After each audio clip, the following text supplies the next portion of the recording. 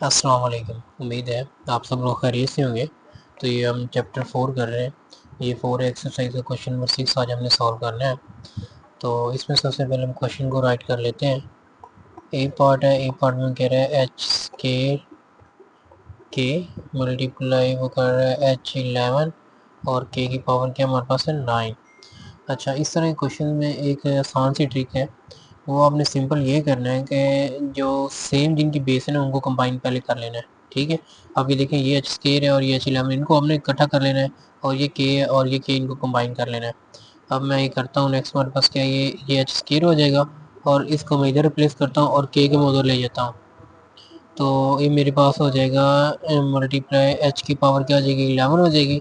इस तरह ये के की पावर क्या होगी, ये एक 1 है, फिर के हमारे पास क्या है, के की पावर 9 है। अच्छा, अब सिंपल देखें, दोनों बेस सेम है, ये वाली एच, ये भी एच है, ये भी एच है, ये दोनों की बेस सेम है। तो इनकी पावर्स क्या हो जाएगी, दोनों की एडअप हो जाएगी, क्योंकि दरमियान में साइन है मल्टीप्लिकेशन का। तो इसमें हम क्या करेंगे, एच आ जाएगा, ये 2 है, ये प्लस हमारे पास क्या आ जाएगा 11 आ जाएगा। अब सेम हम क्या करेंगे, ये के दोनों सेम है। अब ये वाला जो के है ना, इसकी पावर क्या है +1 है, और इस के की पावर क्या है 9 है, और दरमियान में जो साइन है वो क्या है मल्टीप्लिकेशन का है। तो इनकी जो पावर हो जाएगी वो सिंपल एडअप हो जाएगी, तो इनको भी हम एडअप कर लेते हैं। तो ये 1 है, ये प्लस क्या आ जाएगा 9 आ जाएगा। तो ये सिंपल क्या आ गया, एच हमारे पास 11 और 2 कितने हो गए, ये 13 है, और के की पावर कितनी आ गई 9 + 1, ये 10 हो गई। तो ये हमारे पास क्या है, इस क्वेश्चन का, इस पार्ट का रिक्वायर्ड आंसर है।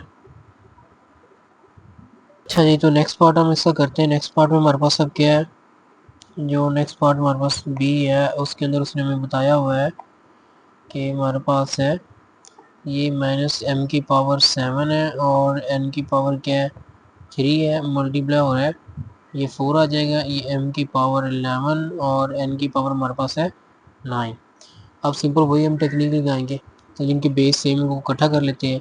ये m की पावर 7 ये एज इट रहेगा, और इसमें हमारे पास ये m है। अच्छा, इसमें एक और भी कर सकते हैं, जो कांस्टेंट वैल्यूज़ उनको सबसे पहले लिख लेते हैं। अब इसमें देखिए कांस्टेंट वैल्यूज़ क्या हमारे पास है, ये सिर्फ एक 4 है, इसको सबसे पहले लिख लें, ठीक है, और बाकी हमारे लिए ईजी हो जाएगा। ये 4 हमने पहले लिख लिया, ये m की पावर क्या है 7 है, इस m को, फिर इस m की पावर क्या है मेरे पास, ये 11 आ गई। अच्छा, जब साइन मल्टीप्लिकेशन का होता है ना, ये आपने रूल ज़हन में रखना है, तो ये नंबर्स को आगे पीछे जैसे मर्ज़ी लिखने, कोई इसमें इशू नहीं होता, ठीक है।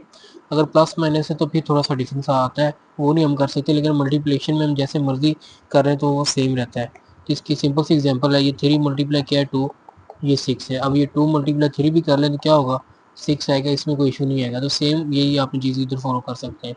अच्छा, ये एम हमने लिख लिया। अब उसके बाद हमारे पास क्या है, ये n की पावर 3 है, ये मल्टीप्लाई हो रहा है n की पावर 9 के साथ।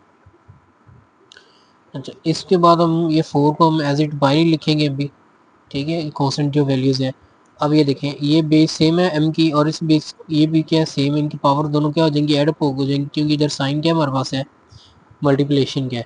तो ये इसको प्लस माइनस मल्टीप्लाई करेंगे, इसके साथ प्लस का साइन है, तो सिंपल ये जब उससे मल्टीप्लाई होगा प्लस माइनस क्या होता है, ये हमारे पास -m 1 टाइम आ जाएगा, और 7 प्लस क्या आ जाएगा 11 आ जाएगा, ठीक है। और फिर हम n को देख लेते हैं, n भी मल्टीप्लिकेशन का साइन है, ये 3 आ जाएगा, प्लस क्या आ जाएगा 9 आ जाएगा, और ये ब्रैकेट क्लोज होगी। ये 4 एज इट फिर रहेगा, ये -m हमारे पास एज इट रहा। 7 और 11 हमारे पास कितने हो गए, ये हो गए 18, और मल्टीप्लिकेशन एज इट, और उसके बाद n की वैल्यू 9 + 3 कितने होते हैं, ये 12 होते हैं। तो इसको अब ये ब्रैकेट हम ओपन करते हैं, तो हमारे पास आ जाएगा ये प्लस माइनस माइनस आ जाएगा, ये 4, ये m की पावर 18 आ जाएगी, और n की पावर क्या आ जाएगी, ये हमारे पास 12 आ जाएगी। तो ये हमारे पास जो बी पार्ट है उसका ये रिक्वायर्ड आंसर आ गया। इसका भी नेक्स्ट पार्ट देखते हैं। अच्छा, ये अब हम नेक्स्ट से सी पार्ट सॉल्व करते हैं। इसको हम लिख लेते हैं सी पार्ट को। ये हमारे पास क्या है सी पार्ट, ये हमारे पास आ रहा है 11 पी की पावर 6 है, क्यू की पावर 7, फिर इसका मल्टीप्लिकेशन है 2 है, फिर पी की पावर 3 है, फिर क्यू की पावर हमारे पास है 10 है। चलें जी, हमने इसको सॉल्व करना है। ये हमारे पास है इसका सी पार्ट है। अच्छा, तो इसमें देखें वही हम टेक्निक लगाएंगे, कांस्टेंट वैल्यूज़ वाला कौन कौन सी है। अब हमारे पास ये 11 कांस्टेंट वैल्यू और ये 2 है, ये कांस्टेंट वैल्यूज़ को सबसे पहले मल्टीप्लाई कर लेते हैं ताकि इनको बाहर हम साइड पे कर लें। ये 11 मल्टीप्लाई 2 ये साइड पे हो गया। पीछे हमारे पास क्या बचा, ये p की पावर 6 है। अब p वाली टर्म को हम पहले लिखते हैं, ये p है, उसके बाद ये p है, ये मल्टीप्लाई क्या हो जाएगा, p की पावर 3 है।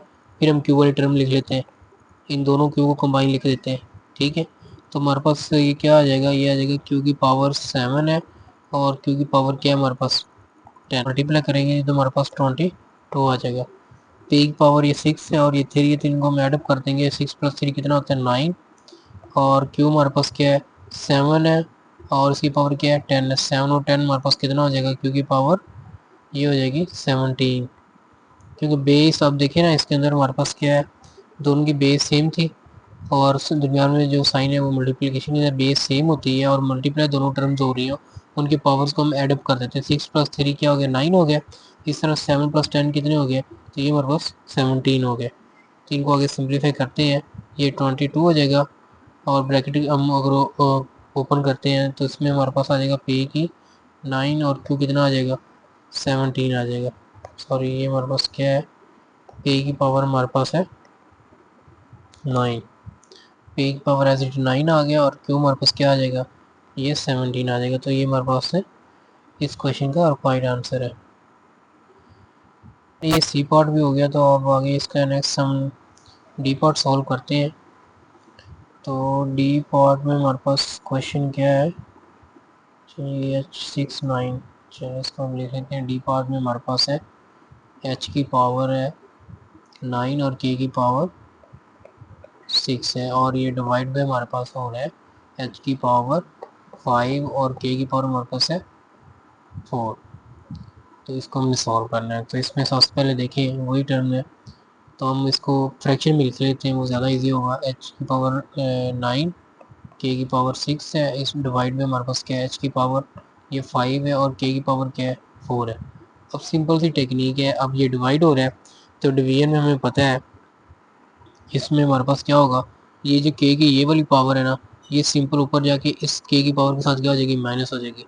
और ये 5 वाली जो पावर है ये ऊपर जाके इधर आके क्या हो जाएगी, उसके साथ माइनस हो जाएगी। ठीक है, तो इसमें हम करते हैं, ये h की पावर क्या है 9 है। अब ये जब नीचे से पावर ऊपर जाएगी इस h की, तो वो क्या हो जाएगी 9 - 5 हो जाएगा। तो सेम हमारे पास मल्टीप्लाई साइन दरमियान में है कि इधर कोई भी साइन नहीं, जिसका मतलब क्या इधर मल्टीप्लाई का साइन है। k की पावर 6 है और नीचे से ऊपर जाकर क्या हो जाएगी -4 हो जाएगी। तो ये सिंपल हमारे पास 9 में से 5 माइनस करेंगे तो h की जो पावर है वो हमारे पास क्या आ गई, ये आ जाएगी 4 और k की क्या वैल्यू आएगी 6 - 4, इसकी पावर -6 में 4 माइनस करते हैं तो ये हमारे पास आ जाएगा 2। तो हमारे पास ये डी पार्ट का ये रिक्वायर्ड आंसर है।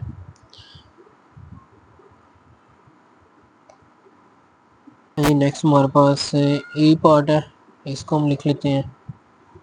अब ई पार्ट में हमारे पास क्या है, सबसे पहले उसमें हमारे पास है -15 है, सॉरी ये 15 एज इट आ जाएगा। m की पावर उसने हमें दी हुई है 8 और n की पावर उसने दी हुई है 7। उसके बाद डिवाइड बाय हमारे पास है ये 3m² और n है हमारे पास। चलो जी, हमने इसको सॉल्व करना है।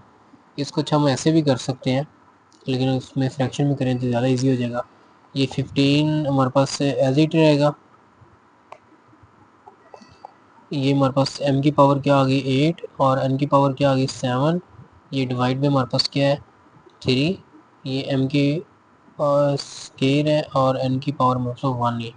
अच्छा, अब ये देखिए मैंने फ्रैक्शन में क्यों लिखा है, क्योंकि हमने 3 और 5 की कटिंग कर सकते हैं। ठीक है, और इधर थोड़ा सा वो डिफ़िकल्ट हो जाना था, तो ये ज़्यादा मतलब आप लोगों को ईजी मतलब समझ आ जाएगा। तो अब देखें 3 1 क्या हो गया 3 और 5 3 कितना होता है 15 होता है। ठीक है, और ये जो पावर ये 2 की पावर है m की, ये ऊपर जाके क्या हो जाएगी 8 में से माइनस हो जाएगी। n की पावर इधर है +1, ऊपर जाकर ये 7 में से क्या हो जाएगी, इसके अंदर से माइनस हो जाएगी। तो इसको हम लिख लेते हैं, ये ऊपर तो सिंपल हमारे पास क्या आ गया 5 आ गया और m की पावर क्या है 8 है, माइनस इसको मैं 2 करूँगा क्योंकि नीचे डिनोमिनेटर में जो m है उसकी पावर हमारे पास स्क्वायर में थी। और इसको मल्टीप्लाई करेंगे, n की पावर क्या है 7 है और ये नीचे से जो प्लस की मेरे पास उसकी 1 है वो ऊपर जाके माइनस हो जाएगा। तो ये 5 8 में से 2 सब्ट्रैक्ट करते हैं तो हमारे पास क्या आता है, ये 6 आता है। और 7 में से 1 करते हैं तो हमारे पास वो भी क्या आता है, 6 आता है। तो ये हमारे पास ई पार्ट का रिक्वायर्ड आंसर आ गया। तो चलिए नेक्स्ट अब इसका एफ पार्ट करते हैं। अब एफ पार्ट में हमारे पास क्या है क्वेश्चन, ये एफ पार्ट में हमारे पास -10x, अच्छा चले ये आ जाएगा माइनस पावर में ये 10 एजिट आ जाएगा, x की पावर 5 है और y की पावर हमारे पास है ये 6 है। फिर डिवाइड में हमारे पास है माइनस ये 2 x, y की पावर 5 है और इसको हमने करना है सॉल्व। चलिए जी इसको भी हम सबसे पहले तो फ्रैक्शन के अंदर लिखते हैं। ये -10 एजिट आ जाएगा, ये x की पावर 5 है, ये y की पावर क्या है 6 है, ये फ्रैक्शन एजिट रहा और ये -2 आ गया, ये x है, ये y की पावर क्या आ गई 5 है। सबसे पहले तो सिंपल ये माइनस माइनस आपस में क्या हो गया, कैंसिल हो जाएंगे। ये माइनस और ये माइनस आपस में कैंसिल हो गया, 2 1 2 होता है, 2 5 क्या होता है 10 होता है, ठीक है। बाकी ये पावर अब इसकी पावर इधर +1 है, इसको ऊपर जाके हम माइनस करेंगे और ये +5 है, ये ऊपर जाके माइनस हो जाएगी। ये जिनके मतलब जो हमारे पास बेस सेम है ना, यानी ये भी x है ये भी x है, वो बेस की पावर जो नीचे से हम जो अब ऊपर लेके जाएंगे डिवीजन में तो वो पावर माइनस हो जाती है। तो ये हमारे पास क्या आया सिंपल, ये 5 एजिट आ गया, ये x की पावर 5 थी, 5 में से मैं -1 करूँगा क्योंकि नीचे हमारे पास 1 था और y की जो पावर है वो मेरे पास ऊपर क्या है 6 है और इसमें से भी 5 को सॉरी माइनस करूँगा तो हमारे पास जो रिक्वायर्ड आंसर क्या आएगा, ये 5 एजिट रहा।